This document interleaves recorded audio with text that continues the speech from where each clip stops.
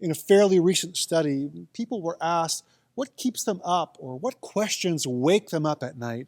And here were the top 5 responses. What do I want? Am I doing the right thing? What do people think of me? Where am I going in life?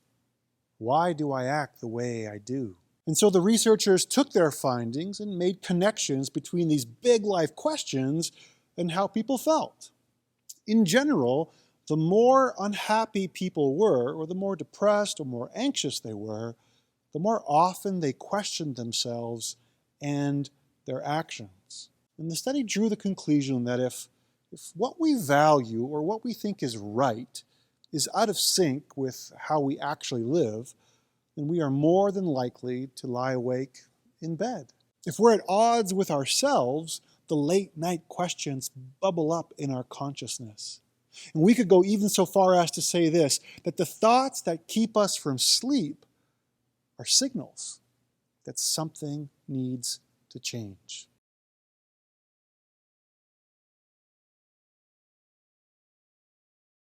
He's saying that I can't be good if you're not good. I can't sleep at night if you can't sleep at night. He's saying that the good news of Jesus is economic. It is highly political. It impacts everything that you love, everything that you own, everyone that you know. So then, how can we live under this system of this world and at the same time live out the ways of Jesus? And how can we actually live into the changes that we know need to happen? And how is any of this really possible? I mean, I like God's big ideas, but how do we go about reversing what's already set in stone?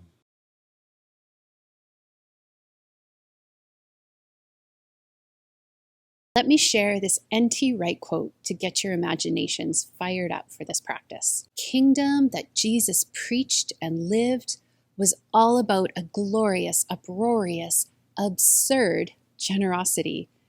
Think of the best thing that you can do for the worst person and go ahead and do it. Think of what you'd really like someone to do for you and do it for them. Think of the people to whom you are tempted to be nasty and lavish generosity on them instead. Generosity invites us to step outside of cycles that feel inevitable and instead bring something new, something life-giving and energizing. So what would it look like to break cycles that are not life-giving? Well, like I said before, I think it could start with generosity in our assumptions. How could you practice generosity in your daily life? For instance, in your households, with your partners or roommates or children, how would you do your best to assume the best? How would you practice compassion and generosity in your assumptions about the people that you live with or live close to? Could you let your go-to explanation for their annoying behaviors be, they are doing their best, instead of, they're hopeless and everything is terrible and we're never going to make it? It's so easy to make assumptions about the people we live with based on years of calcified resentments and get stuck in old cycles that year after year drain love and compassion. What if instead you made generous assumptions about the people you live with, that you focused on the positive instead of the negative? This is a small thing, but here's an example from my life. I have one son who is very forgetful, like ridiculously forgetful.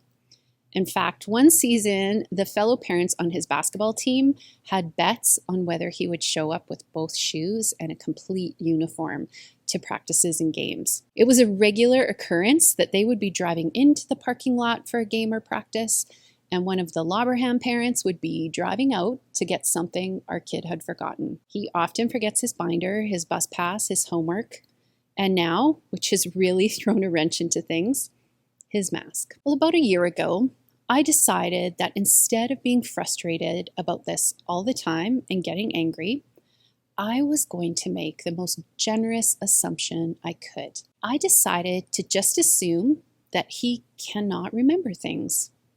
He doesn't want to forget things. He hates forgetting things. He's frustrated when he forgets things. And when I get angry and frustrated, it just increases his shame. And it gets us entrenched in a cycle of resentment that spreads into the rest of our relationship. So now I assume that he's trying his best, which he is almost all the time. I tell him that this is just the way he's made. He's going to have a hard time being organized, and that's okay. Everyone has weaknesses. He's just going to have to come up with some strategies to deal with it. It is what it is. So now he does things like he tries to have a mask in every backpack, in every coat pocket, and I have extras in the car. And when he forgets, I don't freak out. If I can help, then I help him. And if I can't, then he deals with it. And this small change in my heart, this posture of generosity, has helped to bring new life into our relationship. I think generosity can reverse and redirect cycles in the world too. When I look at the world and think about one thing that needs to change, I think about the way that we make assumptions about people we don't agree with. We are an increasingly divided society, and we make general assumptions about people based on whether we agree with their opinions on one thing.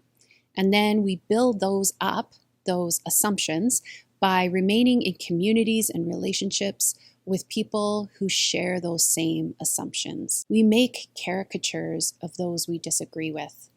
And instead of being open-handed and generous, instead of making room for relationship, we shut down life-giving cycles by boxing people in, and instead give momentum to death-dealing cycles of division. Now, we may not be able to change the wide divisions in our country or in the world, but we can do our part in our personal lives to make generous assumptions about those with whom we disagree. And this does not mean that we don't work for change, that we don't demand justice where justice is needed, that we don't name things like racism and abuse and patriarchy for what they are. But generosity makes room for relationship, and relationship actually makes room for new perspectives, for the healing of divisions. I've shared this story before, but I love it. I think it's an amazing story of hope. Megan Phelps Roper was a member of the Westboro Baptist Church. Over the years, you may have seen them in the news. They're a fundamentalist group who believes that God is judging America, as evidenced by everything they don't agree with. Megan grew up protesting at abortion clinics and military funerals, and her church and family expressed horrible sentiments on placards outside of places where people were going through the worst moments of their lives. As she grew up, she took over as spokesperson for her church. And one of the ways that she began to share their gospel was to join Twitter and troll people. But as she developed a presence on Twitter, a few people started to message her privately and ask her questions about her beliefs and build a relationship with her. And she now credits these generous responses to her vitriol with her change of heart. She left the church, and now she advocates for and teaches people about how to have conversations with those they don't agree with. And a few years after she left the church, she also married one of the men who reached out to her on Twitter, and they have a family together. Generous assumptions can make room for something new.